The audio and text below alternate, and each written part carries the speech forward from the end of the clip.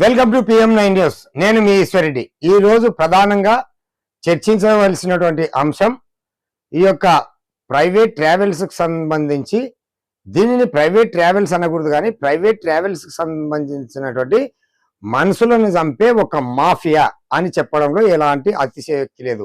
ఈ మాఫియాని ప్రోత్సహిస్తున్నటువంటిది ప్రభుత్వాధికారులే. దీనిలో ఎలాంటి డోకా లేదు. దీనికి ఉదాహరణ గత 5 నెలల కిందట 6 నెలల కిందట వేమూరు ట్రావెల్స్ కర్నూలు జిల్లాలో ఫైర్ జరిగితే దానిలో 19-20 మంది ప్రాణాలు కోల్పోతే మళ్ళీ ఏమి గుణపాఠం నేర్చింది ఈ ప్రభుత్వం? ఏమి గుణపాఠం నేర్చుకున్నారు ఈ ప్రభుత్వాధికారులు? యథా రాజా తదా ప్రజ. మీడియా కూడా 2 రోజులు 3 రోజులు టెలికాస్ట్ చేయడం, పోతా ఉన్నాం. అంటే ఇప్పుడు మీడియా ఈ వార్త వినాక వెంటనే వేరే వార్తలు వస్తున్నాయి, అది వేరే విషయం. కానీ ప్రభుత్వ అధికారులు ఏం మేరకు చర్యలు తీసుకున్నారు? తర్వాత ఈ ఆంధ్రప్రదేశ్లో తిరిగేటువంటి బస్సులు ఎక్కడో డయ్యూడ్ డామన్ ఎక్కడో రిజిస్ట్రేషన్ ఎందుకు చేయించుకొస్తున్నారు అంటే, ఇక్కడ కొన్ని సీట్లకు పర్మిషన్ పెట్టుకొని అక్కడికి పోయి వేరే రూట్లో వాళ్ళు స్లీపర్ కోచ్లుగా తీసుకొని వస్తూ ఇక్కడ తిప్పుతా ఉన్నారు. మళ్ళీ అధికారులు ఎందుకు గమనించడం లేదు? తర్వాత ఈ బస్సు ఇన్సిడెంట్ ఏదైతే ఉందో టేకూరు దగ్గర జరిగినటువంటిది, కర్నూలు జిల్లా టేకూరు దగ్గర జరిగిన సజీవ దహనం జరిగిందో, తర్వాత ఎమ్మడే నిన్న తెల్లవారుజామున జగిత్యాల నుండి నెల్లూరు కనిగిరికి పోయేటువంటి ప్రైవేట్ ట్రావెల్స్ అది హరికృష్ణ ట్రావెల్స్ అనుకుంటా, ఆ ట్రావెల్స్లో సజీవ దహనం 13 మంది 14 మంది చనిపోయినారు. మళ్ళీ ఈ బస్సుల నుండి నేర్చుకున్నటువంటి కర్నూలు బస్సు నుండి ఏం గుణపాఠం నేర్చుకున్నారు? ఆ గుణపాఠం నేర్చుకుంటే ఈ బస్సు సంఘటన జరిగేదే. అంటే హైదరాబాద్ నుండి బెంగళూరుకు పోయే కావేరీ ట్రావెల్స్, ఈ ట్రావెల్స్ బస్సు హైదరాబాద్ నుండి బయలుదేరితే బెంగళూరుకి చేరుకోవడానికి దాదాపు 13-14 మంది బ్రేక్ ఇన్స్పెక్టర్లు ఆర్టీఓలని టచ్ చేస్తూ పోవాల్సి వస్తుంది. అంటే ఇంతమంది, అంటే అది కండిషన్లో ఉందా లేదా అనేటువంటి ఇంతమంది కూడా చెక్ చేయరంటే ఏంది దీని అర్థం? తర్వాత ఇప్పుడు జగిత్యాల నుండి కరీంనగర్, ఉమ్మడి కరీంనగర్ జగిత్యాల నుండి నెల్లూరు జిల్లా కనిగిరికి పోతున్నటువంటి బస్సు, అది కూడా పోవాలంటే దాదాపు 12 మంది 13 మంది ఆర్టీఓలు బ్రేక్ ఇన్స్పెక్టర్లు చదువుతారు. మళ్ళీ దీన్ని కనిపెట్టలేకున్నారా? రెగ్యులర్గా తిరుగుతున్నాయి కదా ఇవి, ఎందుకు కనిపెట్టలేకున్నారంటే, మాకు తెలిసినటువంటి సమాచారం ఏంటంటే నెలకు ఒకసారి ఈ ట్రావెల్స్కి సంబంధించినటువంటి వాళ్ళు కారు తీసుకొని ఎక్కడైతే ఆర్టీఓలు ఉన్నారో, ఎక్కడైతే బ్రేక్ ఇన్స్పెక్టర్లు ఉన్నారో వారికి నెలమావుళ్ళు అనేటువంటిది పక్కా సమాచారం. మళ్ళీ ఒకవేళ అది తప్పు అనుకుంటే వీరు ఎందుకు చెక్ చేస్తలేరు? మనం ఒకసారి పరిశీలిస్తే, ఇప్పుడు ఏదైతే ఈ మార్కాపురం దగ్గర బస్సు యాక్సిడెంట్ జరిగిందో, ఇది జగిత్యాల నుండి ఉమ్మడి కరీంనగర్ జిల్లా జగిత్యాల నుండి బయలుదేరి కనిగిరికి పోయేటువంటి బస్సు మార్కాపురం దగ్గర యాక్సిడెంట్ జరిగిందో, లారీ ఢీకొంది, మంటలు రావు. తిరిగి 3-4 బోల్టాలు వన్నే మంటలు రావు. మంటలు ఎందుకు వచ్చినాయి?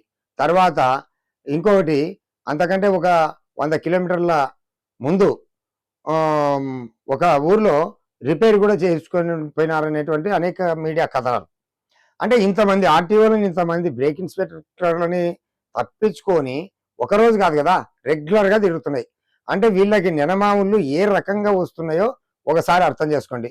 పోనీ ఇలాంటి యాక్సిడెంట్ జరిగినప్పుడు మీడియాకు ఫోన్ చేయడం కోసం ఇక బస్సులు చెక్ చేస్తున్నట్లు, మళ్ళీ మీడియా వాళ్ళని పిలుచుకొని పోయి కెమెరాలు పెట్టించుకొని బస్సులను చెక్ చేస్తున్నట్లు, అబ్బా అదెట్లా ఇదెట్లా అని ఒక సోది సుత్తి మాటలు తప్ప శాశ్వత పరిష్కారం ఇంతవరకైనా కనుక్కున్నారా? ఇంతవరకు లేదు. మళ్ళీ పోనీ గతంలో వేమూరి ట్రావెల్స్ తెలంగాణలో ఒక ప్రముఖమైనటువంటి రాజకీయ నాయకుని యొక్క సమీప బంధువైనందుకు ఇంతవరకు ఏం చేయగలిగినారు? ఏం లేదు, శూన్యం. ఇది కూడా ఇప్పుడు మార్కాపురం దగ్గర జరిగినటువంటి యాక్సిడెంట్ అనకూడదు, బస్ ఫైర్ ఏదైతే జరిగిందో అది కూడా 2 నెలలకు మర్చిపోతారు అనేటువంటిది. కాబట్టి ప్రభుత్వం ఇప్పటికైనా కూడా, ప్రభుత్వం దగ్గర నిజంగా చిత్తశుద్ధి ఉందా? పోనీ వేరే స్టేట్లో ఇలాంటి బస్సు ఇన్సిడెంట్లు జరుగుతున్నాయా అంటే, దాదాపుగా భారతదేశంలో ఉమ్మడి తెలుగు రాష్ట్రాల్లో ఉన్నటువంటి లంచగొండితనం ఎక్కడ లేదు అని చెప్పుకోక తప్పదు. దీనిలో ఎలాంటి అతిశయోక్తి లేదు.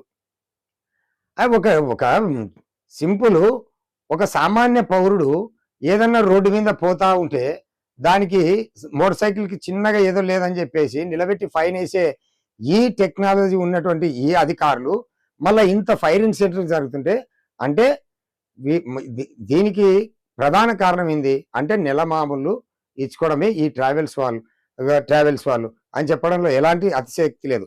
ఇప్పటికైనా కూడా ఈ యొక్క ప్రైవేట్ ట్రావెల్స్ మాఫియాని ఈ యొక్క ఏదైతే ప్రజల యొక్క సావులతో చెలగాటం ఆడకుండా ప్రభుత్వం అరికట్టాల్సినటువంటి బాధ్యత ఖచ్చితంగా ఉంది. ఒకవేళ అరికట్టలేకపోయినారనుకో ఖచ్చితంగా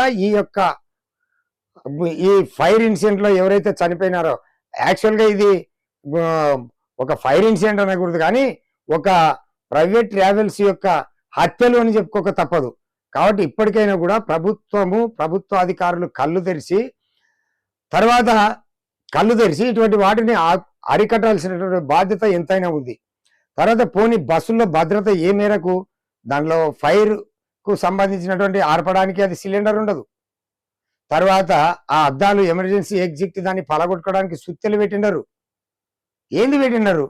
మళ్ళా రోజు అధికారులు రోడ్ల మీద ఏంది లారీ పోతుందా, ఆర్టీఓలు అయితే రోడ్డు మీద పోవడం, లారీ పోతుందా ఎక్కువ టన్ వేసుకున్నా 3,000 4,000 ఈ దోపిడి తప్ప వీళ్ళకి ప్రజల ప్రాణమానాలు ఏ రకంగా కూడా వీళ్ళకి పట్టవు అని చెప్పక తప్పదు. కాబట్టి ఇప్పటికైనా కూడా ఈ యొక్క అవినీతి అధికారుల పైన ప్రభుత్వ అధికారులు ఏసీబీ వాళ్ళు ఉన్నారు, వీళ్ళల్లో ఏం చేస్తున్నారు, వీళ్ళల్లో కూడా ఖచ్చితంగా ఈ యొక్క అవినీతి అధికారుల పైన పాదం మోపి ఇలాంటి సంఘటనలు జరగకుండా సగటు మనిషి ప్రాణాలను కాపాడాలని చెప్పేసి ఈ తెలుగు రాష్ట్రాల్లో ఉన్నటువంటి తెలుగు ప్రజలు లబోదిబోం అంటున్నారు. కాబట్టి ఇప్పటికైనా కూడా ప్రభుత్వం కళ్ళు తెరచాలని చెప్పేసి కోరుకుంటూ చూస్తూనే ఉండండి PM9.